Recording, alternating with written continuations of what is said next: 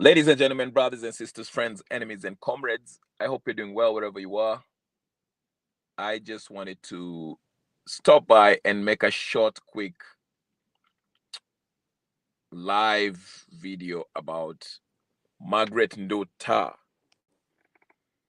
Now, for those of you who are not aware of who this Margaret Nduta is, of course, I don't know her on the personal level.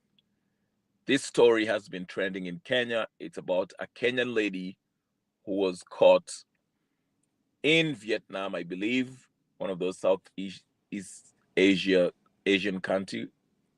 It's Vietnam, if I'm not wrong. And she was caught with a couple of, some cocaine, in possession of cocaine. I don't know how many kgs or whatever the kilos, whatever the case is. And was tried and found guilty. And in Vietnam, apparently, if you're caught with illicit drugs, that she got sentenced to death by, I don't know if it's hanging or execution. I don't know what method of execution they're going to take. I don't know if it's electric chair or shot by, they'll be shooting her down, or she'll be hanged or guillotined. I don't know. Whichever way, Margaret Nduta was supposed to be executed 8 p.m. Vietnam time, which probably has yesterday, that is, which it has passed. I don't know if she has been executed or not. I don't know.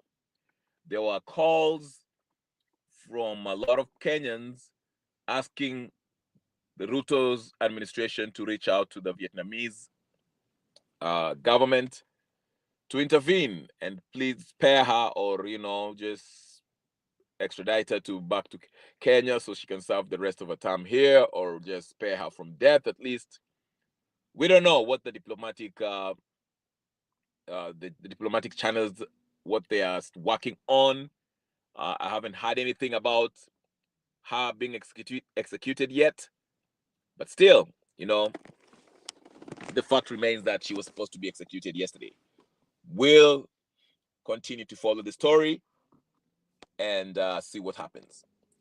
Before I get into this case, if you're joining me, this is your first time in this channel, please go ahead and like, share, subscribe, uh, you know, and turn the notification button on, so every time I come in, you can always get the notification, and you can tell your friends about the channel and you can be part of the discussion. Now, what I want to really emphasize or talk about in this is, what can we learn from this Margaret Nduta's case? What can we learn from Margaret Nduta's case? Because there's two factions here. There's two opinions. People are divided on this Margaret Nduta's case. There are some people are saying that, oh, she's a drug dealer, she deserves to die, that's on her, she should face the consequences for her actions, she should have known better not to sell drugs in Vietnam, or whatever, peddle drugs, or whatever the case is. And there are those who are saying, oh, they should bring her back home, she doesn't deserve to die, that's too harsh, a death penalty is a bit too much. And I can see both sides, okay? I don't know if she was living in Vietnam, or she was just on transit, or she was just going there for the sole purpose of trafficking this cocaine. I'm not, I don't really know the circumstances surrounding her arrest. But what I want to say is this. First of all, if we are to go back, let's just, and let me just be careful with my words here. I feel for her family members. I feel for her family.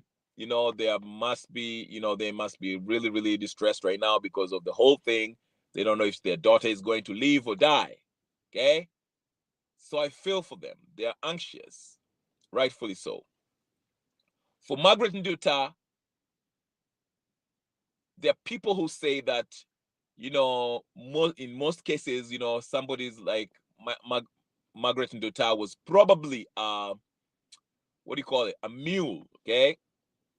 A mule is basically somebody who's used to transport drugs to a certain destination. They are not really the drug lord, the people behind, the powers behind the real drug dealers. They're just used to, transport these drugs. She's just somebody who's been used to transport this drug, okay, to traffic these drugs, okay. So she's not really, the powers behind the actual drugs, okay. So they feel like, oh my goodness, you probably got caught up, and most people, get set up, they want to pay mzigo and being told, hey, take this to point B, not knowing what's really on that mzigo, because this is what somebody was arguing. She's probably one of those innocent people from the village or something like that. They've been promised, hey, listen, we shall fly you out to Vietnam, take this mzigo to such and such a place in Vietnam. When you get there, you'll meet so and so, and just hand over the mzigo and fly back, okay?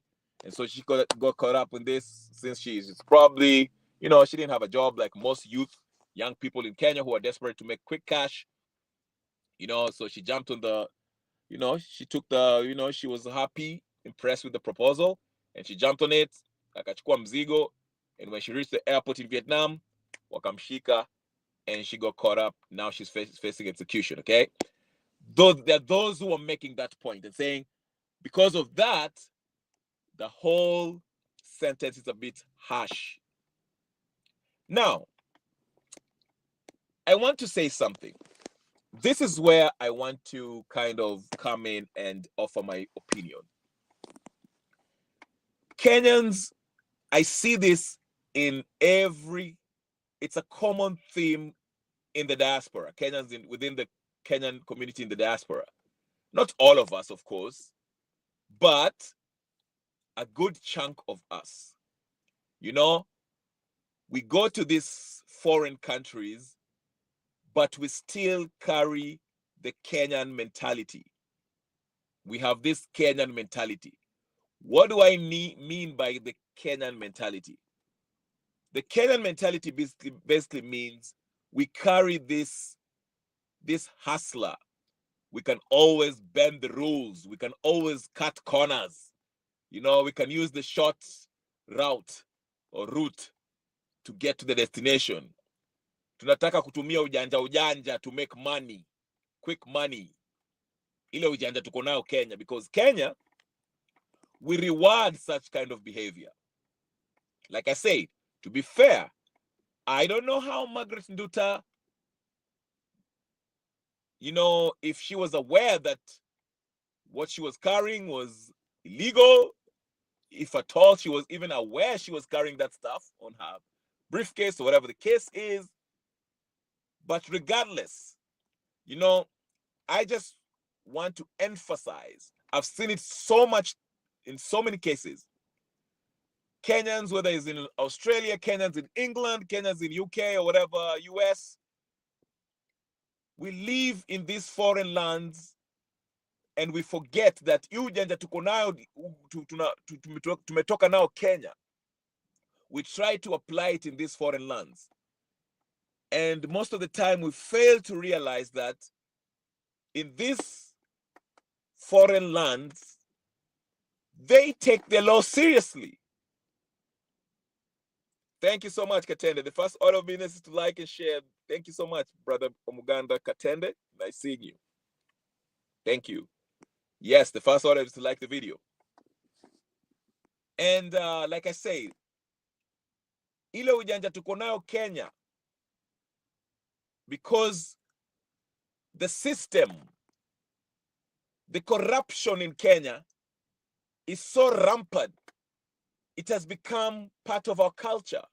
I always say laws always determine, influence the culture of a society.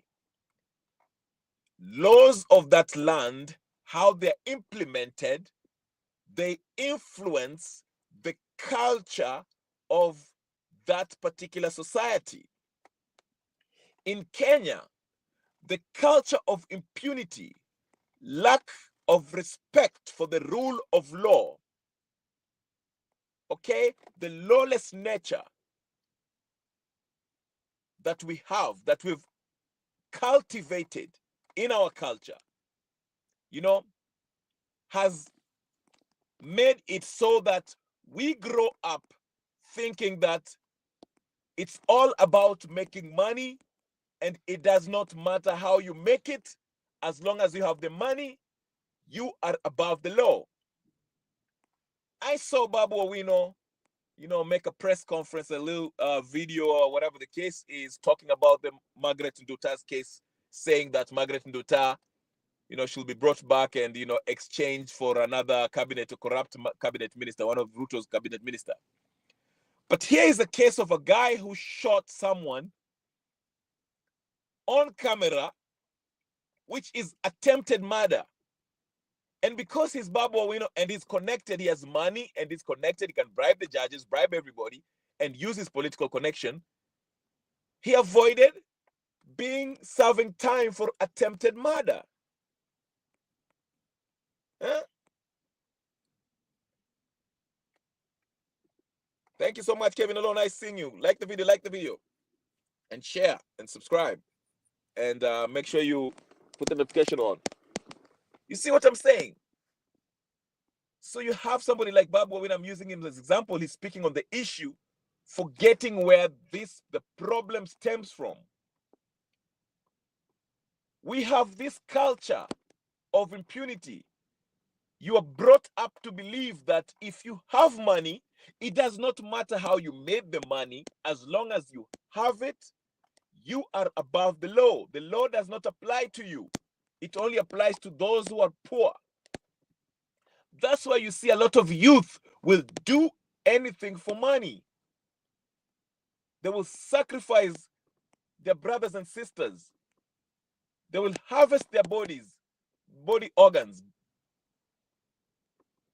They will do all sorts of things. I showed you guys, I told you about, I saw a video of people posting. There was some people who were posting that there's a place in Nairobi you can go and literally, I'm not kidding you, have a snake, have sex with a python, a snake, and release your fluids on that python, and you'll be paid $500,000.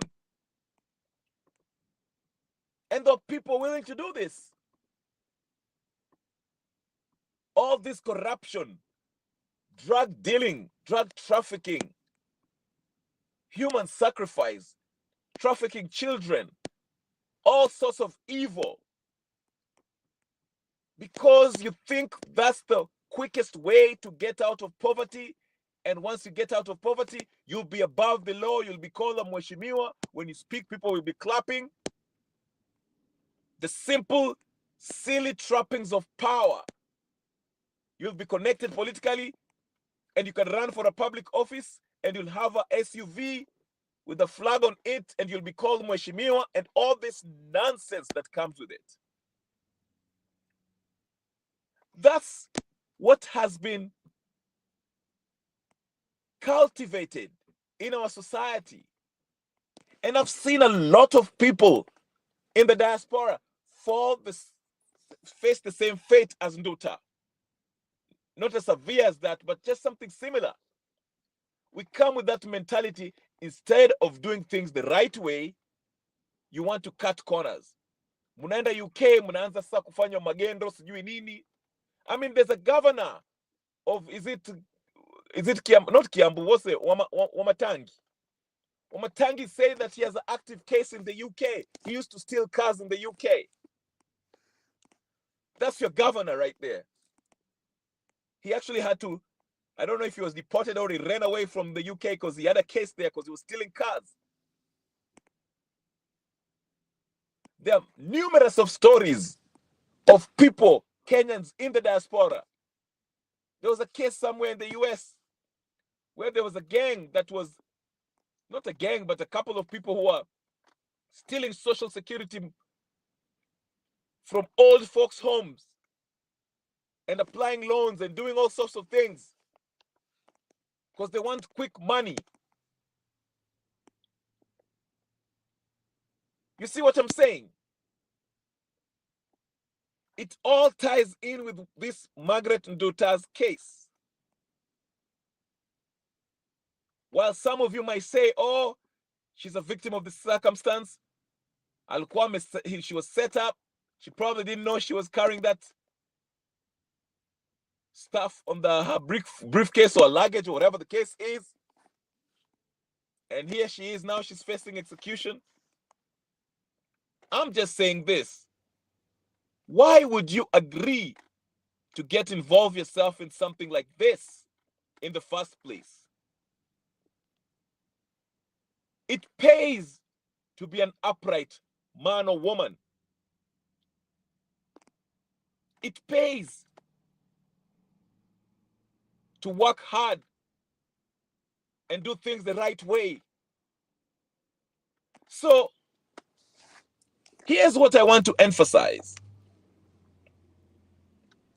Because a lot of people are calling, oh, we should intervene, which is fine. We should intervene. Yes, we should try, because that's, as somebody who's in the diaspora, I naturally, you feel that there's an affinity, a sense of camaraderie with your countrymen or women. So if they get caught up in a jam, depending on what crime they've committed, you probably feel you feel sorry for them. But in the same token, what Kenyans should understand, that committing crimes in other jurisdiction will not get you out of the jam. They don't operate the same way as Kenya. You might be a millionaire in Kenya. You might be a billionaire in Kenya. But if you break the law in England, Australia, Vietnam, China, Russia, whatever the case where you are, depending on their laws, if you get jammed in one of these countries where they take their laws seriously, my friend, you will not be spared. You will not be spared. That's what I want to impress upon you, ladies and gentlemen. So for those of you who think that, oh, people should interview, Ruto should intervene. Somebody made a video saying Kenyatta made a call to Vietnam and the execution stopped. I don't know if it's true. I'm still working on the case. I'm still working on finding more information about her possible execution, if it has happened yet or not, or if the process was halted. But what Kenyans must understand is that in other jurisdictions, in other countries, they do not operate the same way as the kind of lawlessness we see in Kenya. I was just reading Vietnam executed one of the billionaires for stealing, 12 billion US dollars, whatever the case is, in a corruption case. And they executed him. Their own person, their own people. So why should they pardon Margaret Nduta? I'm not saying she shouldn't be pardoned. I'm just saying, don't take those bad habits from Kenya and take it to the foreign land.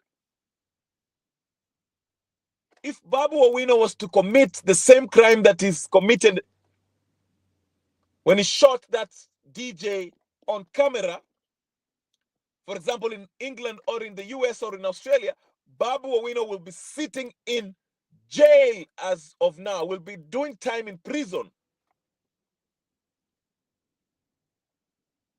for attempted murder and other charges. But because he did it in Kenya, he gets away with it. And here he is speaking about this case.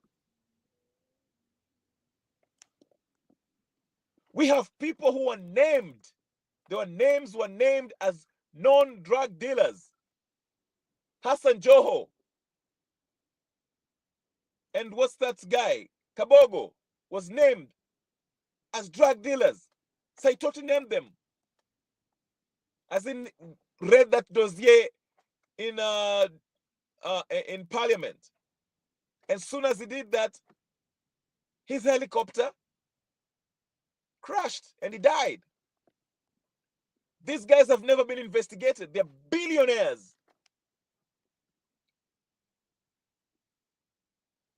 According to Dr. Kenny, told us that he went to the trial of Hassan Joho when he was being tried in the New York court on a drug charge in New York. Okay? So this guy has his name as a drug dealer. But here he is in 2025. He's a cabinet minister of minerals and whatever case is. And the other clown is a cabinet minister of, I don't know, ICT. That's the culture we're living in Kenya, of lawlessness. Total disregard for the rule of law. But then, if one of us is caught up, is arrested in a foreign land where they take their laws seriously, oh, let's bring him back to our country. Oh, let her be spared. Listen, just because you get away with crime in Kenya does not mean that if you go to Vietnam, you pull that shit again, you will not be spared. They do not play. That's why they're more economically advanced than us. Because they don't play around with issues of corruption or when it comes to the rule of law. That is what you have to understand. So for all of you guys who are working on your what do you call? You're working on your passports. You're hoping to fly and go to this new foreign land, whether it's in Saudi or it's in whatever, US, UK, Australia, Japan, China, whatever the case is, it doesn't matter. Please conduct yourself with dignity, self-respect. Be upright in all your dealings. Don't get involved with these quick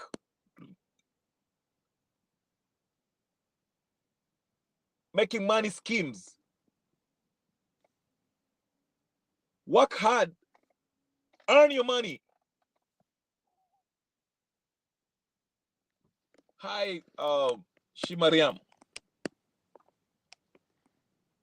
Work for your dough. That's why I'm saying I'm conflicted on this issue. My heart goes out to Margaret, Nduta, as a fellow countryman, because it sucks to see one of you going to get executed in another land. But on the flip side of it, I'm like,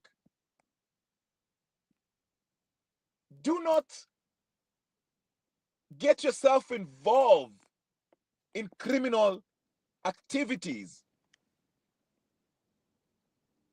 and expect to escape from it or get away with it like you are used to in Kenya. Because let's say, for example, I'm using an example. I'm not saying that this is what happened, but I'm saying, for example, if the drugs came from Kabogo or Hassan Joho, and they're the ones who sent Margaret Nduta to Vietnam, okay? Who is going to suffer the consequences now?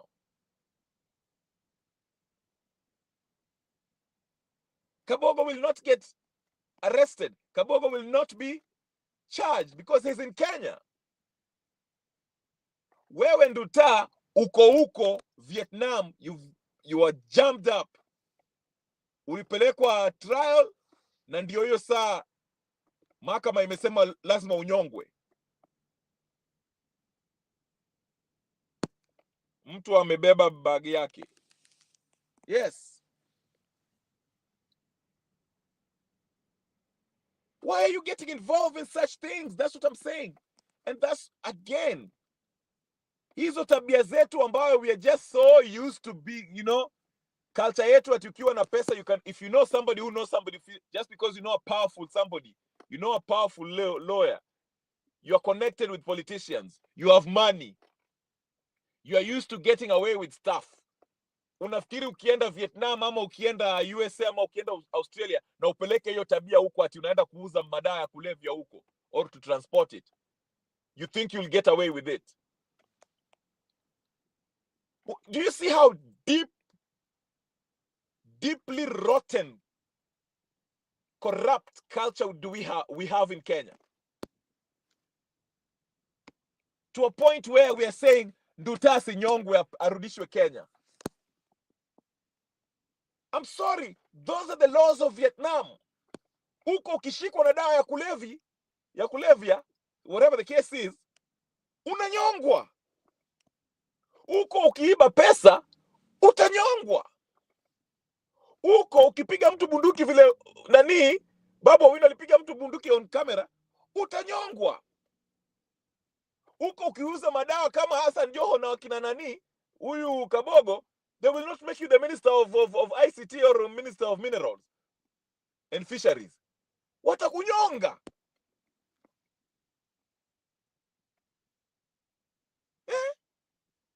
And so-called John amezima simu, nowhere to be found.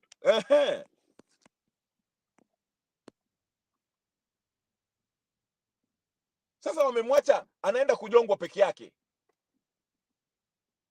And yes, at some level I feel sorry for her, but at also something unasema, why did you put yourself into this? For what? Ndio pesa kadogo hapo ndio uendeshe Mercedes Benz. Now your life is going to end. Kwa sababu ulikuwa unataka kuendesha Mercedes na ununue nyumba kubwa ukae huko Runda. I mean, sometimes, listen people, you can do it the right way. You can do it the right way. Weenda huko hata kama unafanya kazi ya kuosha matako ya wazungu, osha. There's nothing wrong with that. Invest hiyo pesa kidogo unapata, weka ninio, nunua nao plot uko nyumbani, jenga ninio, utarudi nyumbani na uko na mahali pa kukaa, and you can live happily with your family. Use that money, ulipe nao fees, usome, upate degree hapo, usome nursing or drive a truck.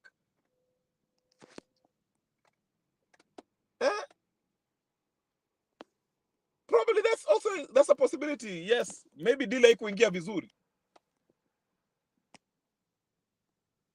There's no shame in doing the things the right way. It's okay to be broke. Hii culture ya looking down upon broke people na tunaenjoyana ati you're broke, you don't have money. Oh, ha ha ha. What are you telling me? You don't have money. I'm living. This culture is messed up. It's okay to be broke and work hard for your money and work diligently. Be upright. Make an honest living. There's nothing wrong with that. Hata kama wewe ni watchi, be a watchman. Hata kama unaosha vyombo, unafanya kwa hoteli, do it.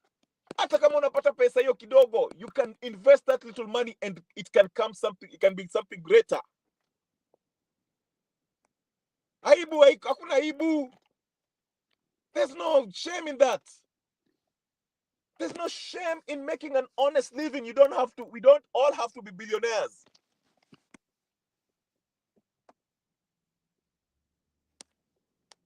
So this story of Margaret, mimi naiangalia hivi. For those of you who are calling for her to be brought back in Kenya,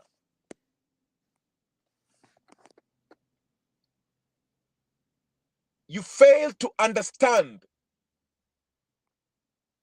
that in different jurisdictions, in different lands, in different countries, other countries, they don't have the same mentality, rotten, corrupt mentality. Ati wewe kama wewe ni mtoto wa sijui nani na uko na pesa hivi na umejua sijui lawyer fulani na umejua sijui mwanasiasa fulani, you will be spared. They don't have that kind of attitude. To them, the law is supreme. Ukipatika. Sinani anaitwa ni Butere ama sijui ni Butere. What is it called? The ex-president of, was it Philippines? Ambaye anataka kunyongwa, anaenda kushikwa. These people care about the law of the land. Hawana ile upuzi tuko nayo Kenya ati sijui Raila anapewa 50 million anaenda na kula raha huko sijui wapi Dubai na Joho. Alafu wanarudi wanachezea tena wanaiba pesa. Budget inapitishwa usiku ya 1.3 sijui billion. Didmas Barasa anapiga mtu bunduki na ua na bado ako kwa dinio. Mwingine mwingine alikuwa ametoka huko sijui Central alipiga mtu kwa Thika. Bunduki akaua. Bado ako kwa ninio, ako kwa bunge. Baba wengine tumeona kwa kamera. Amechapa mtu bunduki kidogo auwe. Bado akawa hapo ninio ana run for governor. That is the culture. Wakina Joho have been suspected drug dealers. Kabogo. They are even made cabinet secretaries. They're walking around. Ati ndio nawaambia nani? Ndio maana I get mad when people say ati sijui waletwe Margaret Nduta arudishwe Kenya. What you fail to understand ati hiyo ujinga mko nayo, hiyo mentality yenu ya ujinga ya kufanya vitu kihalali hapo Kenya, mnafikiri iko Vietnam.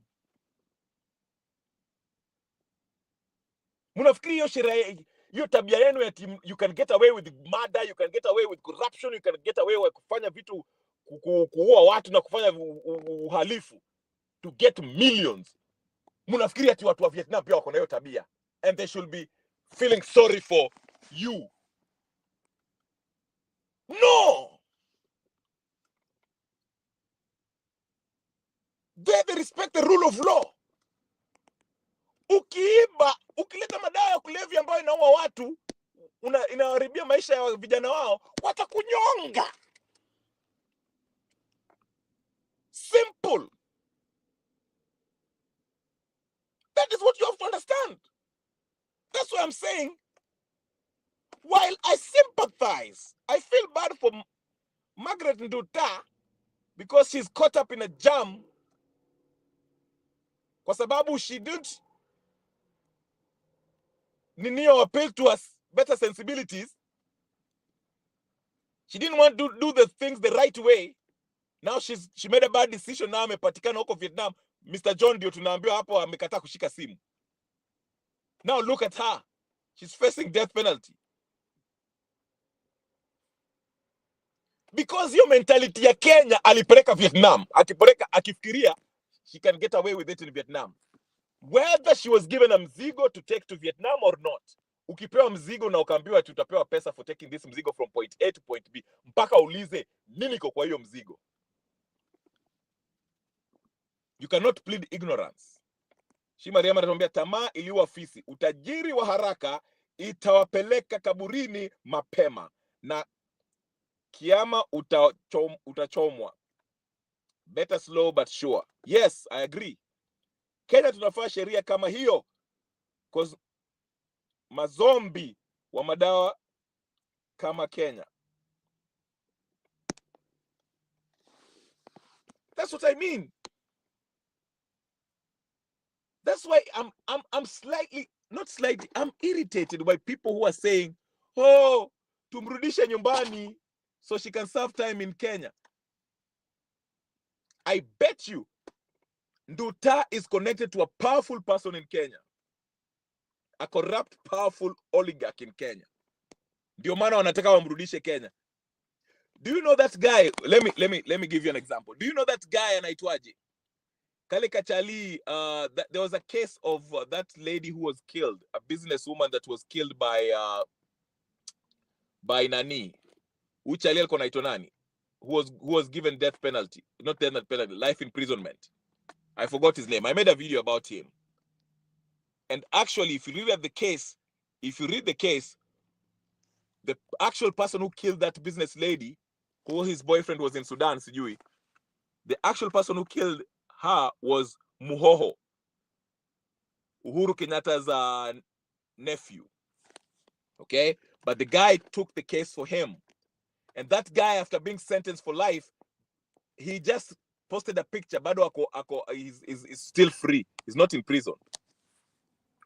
What I'm trying to say is that if you have money and you're connected in Kenya, you get away with anything because the law does not apply to you. That is the culture. And what I'm trying to emphasize is this. I know this sounds harsh, but it is what it is. Unasikia?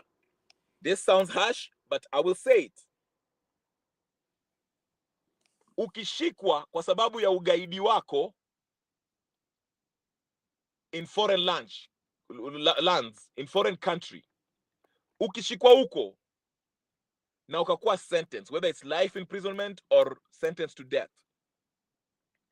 tafadhali, stop saying that they should be extradited to Kenya and wafanye serve time in Kenya.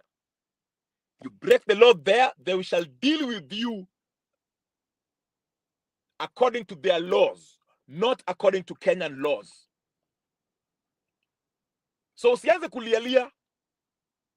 Ukipelekwa, ukienda Saudi Arabia, ukienda ukaiba kitu, anything, watakushika na watakukata hiyo mkono na watakuweka jela. Hakuna mambo ati sijui tumlete hii sijui. I feel sorry you made a bad choice. I'm not saying, you know, maana nasema again, I'm conflicted because on a human level I feel bad for Nduta. But when you make a bad choice in life, sometimes you might find a second chance. Sometimes you might not get a second chance. I feel sorry for her family members and her relatives, her close ones. But this is something that we should learn as Kenyans, especially young folks who want to get rich quick. Ile ugaidi mko nayo huko Kenya. Ukitoka Kenya, iwache hapo. Hiyo tabia mbaya hiyo ya kufanya sijui nini hiyo magendo na mambo ya kuuza sijui nini ya kufanya hizo. Wacha hiyo kitu Kenya. Mungu akikubariki upate passport na utoke uende Australia ama America ama uende UK ama uende wapi. Hizo tabia mbaya hizo sijui za kufanya vitu chini sijui zini ukora sijui. Iwache Kenya. It does not apply in other countries. Utajipata mahali pabaya ukijaribu vitu kama hiyo. Utajipata mahali pabaya where you shall never not get a second chance like Nduta. Maybe she might, I don't know.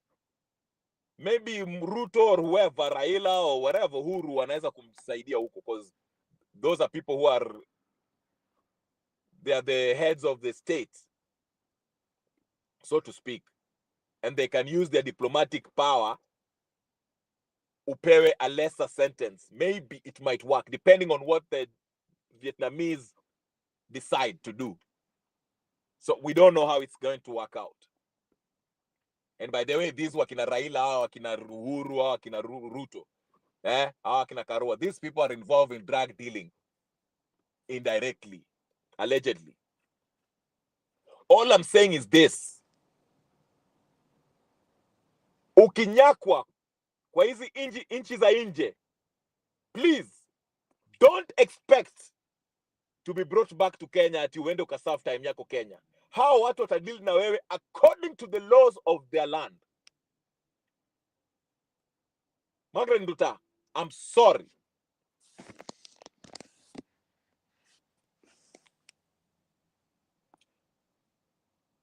Mariam anasema Nduta ameua nyanyake, ameshikwa na heart attack.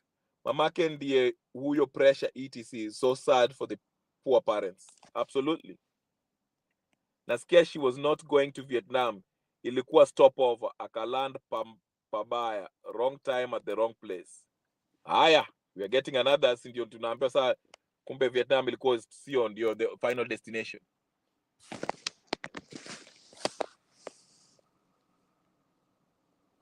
Even if Vietnam wasn't the final destination, umebambwa.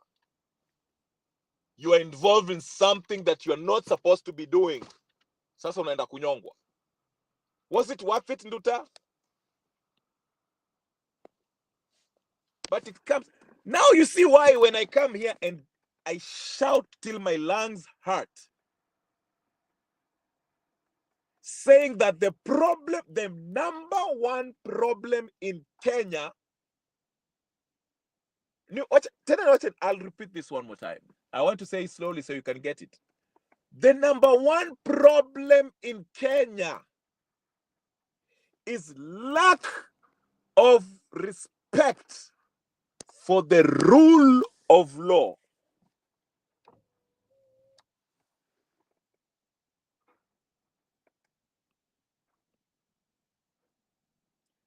Let's assume she's innocent. Hakujua. It's a lesson to absolutely. Ndio maana nasema hata kama hakujua hiyo mzigo ilibeba nini? Ni mtu mzima. Wewe kama mtu mzima umepewa mzigo upeleke katika sijui mali fulani. Huwezi kuuliza kwamba kuna nini kwa hii mzigo hapa, mbona unaniambia nipeleke hiyo mzigo pale? Kuna nini kwa hii mzigo? Especially if I'm going to board a plane. I'll share with you a story, a short story from my personal experience. There was a time I was traveling from Kenya. Nikafika Amsterdam, Schiphol Airport. And I met a gentleman from Turkey. I was very young at that time. Okay, I was in my teens. I met someone from Turkey at Schiphol Airport. He came and sat with me and I was like, hey, how are you? Hey. Akaanza kuniongesha, akanisema, hey, umetoka wapi? Nikamwambia, mimi nimetoka Nairobi. Oh, you're from Nairobi? Oh, I've been to Nairobi, blah, blah, blah. Sana ongelesha, long story short, he tells me, hey, listen, man, I have extra 2 luggages. You know, they're very heavy. I need your help. Can you just take one of my luggage and, you know, check it as yours? My destination was California at that time. Because I was like, hey, my destination is California. But this guy, he was telling me, he was also going to California, but he was telling me, ati akona mzigo mingi, na akona moja extra, ni check in for niyo ndio asilipe pesa mingi. This is a guy who I do not know from a can of paint. I don't know him, this guy. Ameniambia ametoka Uturuki, ananiambia hata pia anaenda California. Hey, niko na mzigo mingi, hebu chukua moja upite nayo, since wewe uko na mzigo tu, hata una mzigo uko na kaninio tu yako, wewe ulicheck in zako. Nikajiuliza kama even as a teenager, nikajiuliza uchali simjui ametoka wapi. I don't know him from nowhere. Ameniambia ametoka Turkey, ati yeye pia anaenda California. Why should I take mzigo yake? Amebeba nini huko ndani? I don't know what amebeba. Nikipelekea mzigo kapima hiyo mashini kapita ikaangalia ikaona ati iko na mabunduki ama kadhalika, nani atashikwa? Nikasema no la hasha. Nikamwambia, you know what? Thanks but no thanks. I'm good. Wewe ulitoka pale umetoka na hizo mzigo zako, ulipita na ukalipa pesa. I don't know how you made it to Schiphol, but whatever you're transporting, sikumwambia all that. All I said is I declined. I said, listen, respectfully, I cannot check it in as my bag. That's your bag. I'm sorry, I can't do it. Nikawachana napo, nikaenda mahali pengine. I moved away. In fact, your conversation kona pia story kona piga naye nikaachana naye hapo. So I went and told my friend once I got to New York, to California, nikamwambia, mazee kuna msemo mwingine aliniambia hapa hivi, Nilikutana naye hapo Schiphol Airport. Alikuwa ananiambia mazee, akona mzigo, nimpitishie hii mzigo moja ati ndio asilipe extra ninio. Akaambia baba, don't you dare do something like that. Usiwahi, don't ever. Hiyo ni setup babangu. Hiyo ni setup. Chalia niko maybe amebeba vitu huko ndani kama Margaret Nduta. Sasa ningekuwa na I will be serving time for something that I didn't even know. Juu nikishikwa nikiulizwa hii mzigo ni nani? Hii si mzigo yangu. Why are you checking it in as yours? Nikianza kutafuta huyo mtu, it's for that guy, ameshaishia. Wewe chalia ameishia. Sasa ningekuwa nafanya time prison. That's what I'm saying. Nduta, you made a bad choice. Okay? She made a really bad choice, a poor choice of, I don't know if she knew what was in that mzigo. I don't know. But regardless, it was a bad choice. And sometimes we do make mistakes as human beings, but there are some mistakes that are irreversible. You cannot get out of that jam. You have to face the consequences. 165 caused her poor kids to be orphans. Nagaidi bado atabaki kuenjoy. Absolutely. Sometimes pride will save you. Usisaidie mtu bag yake. Ajisort vile akitoka kwake atakuruka. Absolutely. When you're traveling, kaa ujui mtu umekutana naye 20 minutes na kupiga story mingi hapa alafu anakupatia mzigo na kwambia atipitisha hii kitu. No.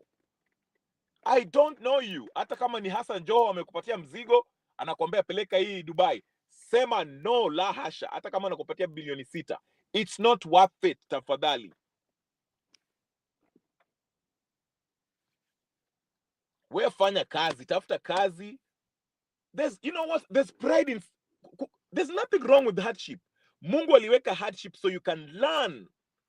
You can appreciate. Ukipigania kitu, hata kama unafanya kazi kwa factory, unaendesha lori, unaosha matako ya wazungu, unafanya group of hosi, whatever the case is. Hiyo pesa ukiitengeneza in an honest way, you will enjoy it because you've worked for it. Hakuna mtu atakutafuta. You don't have to worry. You don't have to be having $1 million to be happy. Si lazima uendeshe Mercedes BMW to be somebody. You are somebody as you are. Unasikia? Hey, but anyway, the biggest lesson we should learn from what happened to Margaret Nduta is this. Wakenya, hiyo ugaidi tuko nayo hapo Kenya jamani, tukitoka Kenya, tuiwache hapo Kenya. Different jurisdictions, different laws, different ways of enforcing the law. Hao si watu wa kuhongwa. Vile Shima Rema anatukumbusha Waswahili walisema pole pole ndio mwendo.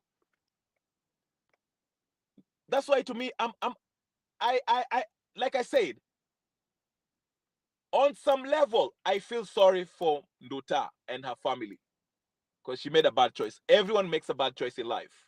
We all do. We make mistakes. But for those of you who are calling for her to come back to Kenya and all that, you're missing the point. The laws, she's under Vietnamese jurisdiction. The laws of Vietnam applies, not Kenyan laws. So ukishikwa Vietnam, ukapelekwa trial, wakakupata guilty for safirisharing madawa ya kulevya, and the law says upewe, unyongwe, that is the law. Usianze kulia. No. Make peace with your God. Omba msamaha. And probably you can appeal to Ruto to try to do something, Raila, whoever. So maybe they can, but the law is the law. It is not time to start saying ati mumrudishe Kenya. ulienda kuvunja sheria, ulivunja sheria katika nyumba wenyewe in the country of Vietnam. Kenya has no say on that. So for all of you, vile Murkomen nasikia alishikwa na bilioni fulani huko United Arab Emirates, angefanya hiyo kitu Vietnam, Murkomen angekuwa amenyongwa huko Vietnam.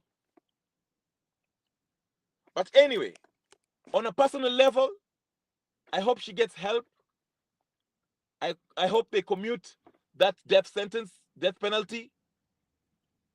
You know, she can serve time. I don't know what kind of time she can renew where she can still be alive. But calling for her to come back to Kenya, I don't know.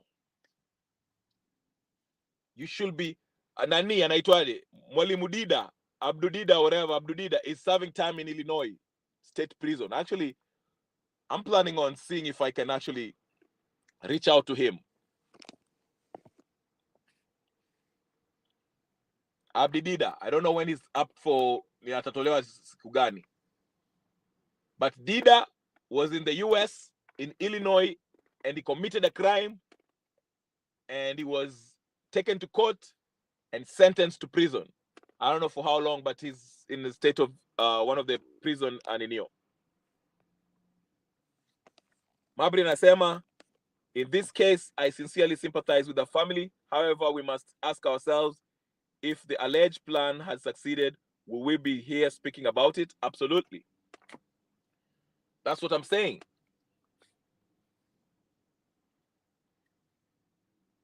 Saizi tunasema arudishwe Kenya. Arudishwe Kenya na amevunja sheria ya Vietnam. Ukivunja sheria huko Vietnam, wa Vietnam watakunyonga. Hii si kama Kenya tunaenda unapea polisi pesa sijui milioni 6 na ananyamaza. Ama unapatia jaji sijui pesa ngapi na ananyamaza na unaendelea na maneno. Hiyo tabia tuache. Ndio maana mimi husema the biggest problem in Kenya is the lack of respect for the rule of law. Law is not enforced. Tuko na katiba, Raila anasimama hapa anasema hiyo katiba mpeleke mbali. Mimi ni Raila Odinga ninio. Hii serikali haitaendelea na kitu haitaendelea hapa mpaka mimi nikuwe kwa serikali. Na mpaka watu wangu waingizwe kwa serikali. Na mpaka nipewe 50 million na watu kwa niingie kwa broad base na handshake. That is the kind of lawlessness we have in Kenya. Judge anasema hii NADCO is illegal, hao wanaendelea na NADCO. There's a court order in place, Matiang'i lipe pesa, I show up in court. Matiang'i anasema, I am Matiang'i, Frederick Matiang'i, I don't have to show up in any court. I am bigger than the law.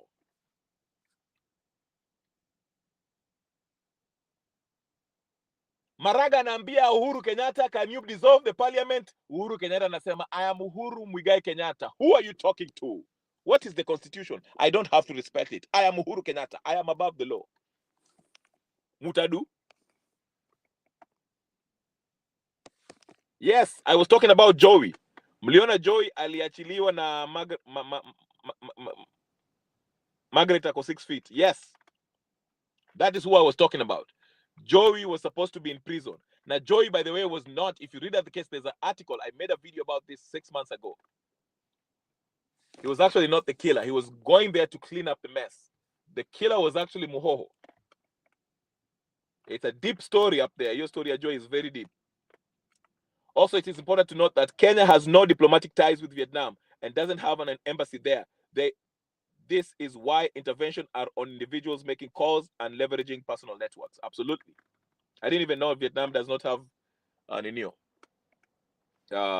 Nasikia ati they are considering for her appeal and revisit the case to fetch the so-called John. Who is this John? John is the one who alimsend. That's what I'm saying. Kenya shida yetu, I know the problem tunasemanga ati ni ukabila, ukabila, tribalism, nepotism, na every isms and schisms. The number one thing is the lack of law enforcement. I'm not talking about the police enforcing the law. Yes, they're supposed to enforce the law, but they don't. It is across the board, from the executive branch of government, which has great influence in every arm of government in Kenya, including the independent governmental bodies like the IEBC. John ndio mwenye bag. Hey. Na amefunga simu. So like I'm saying, from the executive, legislative branch, judiciary, that's why we call it jurispesa, independent institution like the IEBC, the police force, the DPP, DCI, EACC, all are corrupt. The governors, the MCAs, the wards representative, women representatives, everybody. The problem is Sharia iko on paper, but it is not enforced. Nobody respects it. Raila technically should be in jail. Ruto should be in jail. Martha Karua should be in jail. Uhuru Kenyatta should be in jail. So Joy was sacrificial lamb. Same lamb kama yule jamaa wa Kwale massacre. Yeah.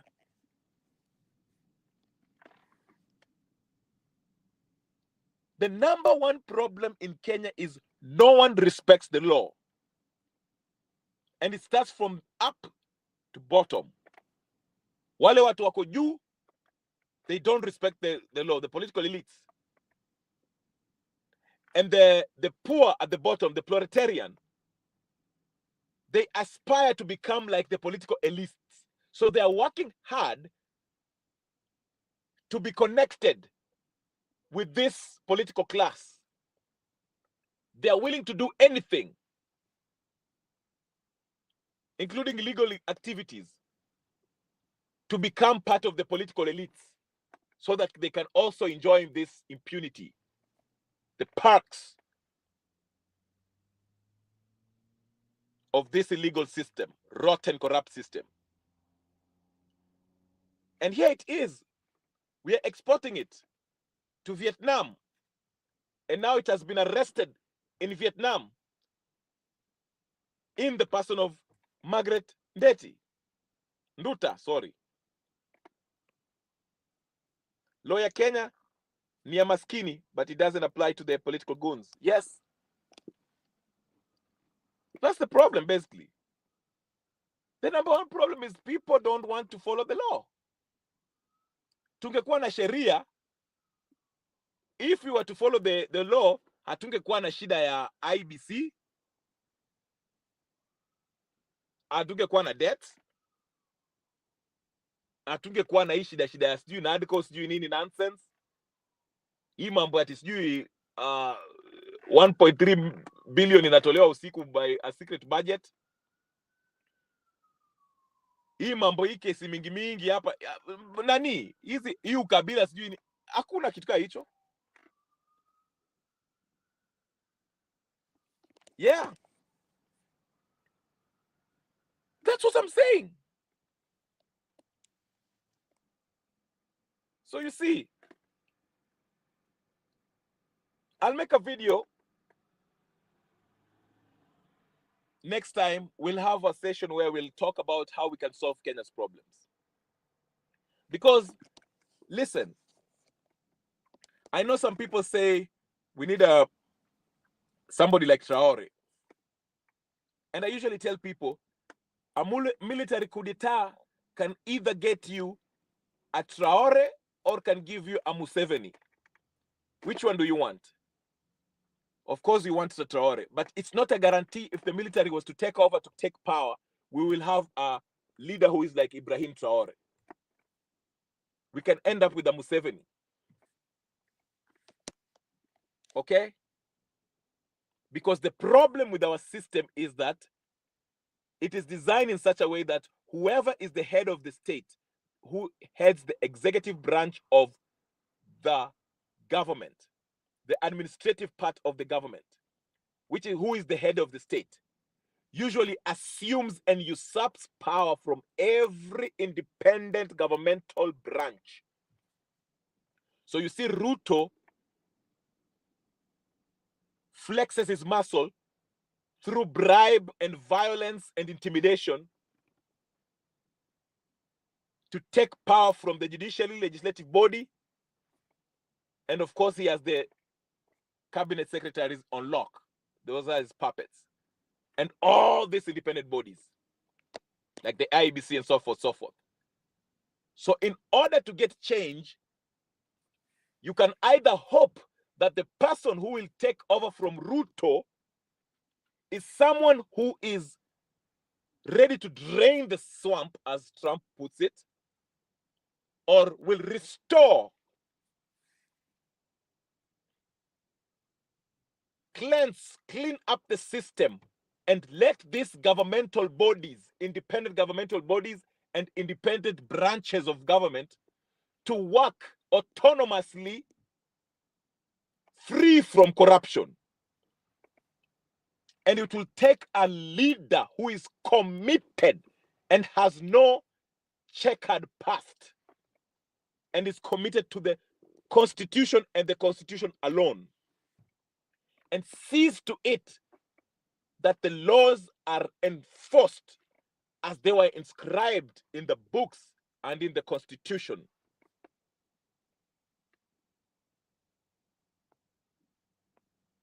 Even Monica was really working for the big South Sudan warlords living here in Nairobi. Impunity all around. Absolutely.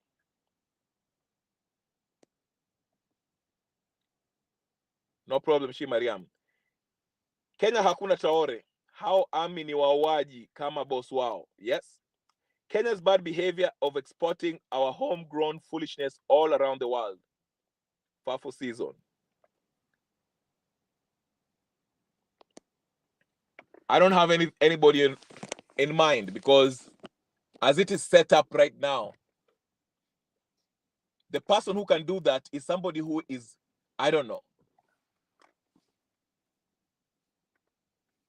is not even in the, okay. The reason why I say I don't have a person in mind, because I think with the system, the way it's set up, it cannot produce someone who is like that.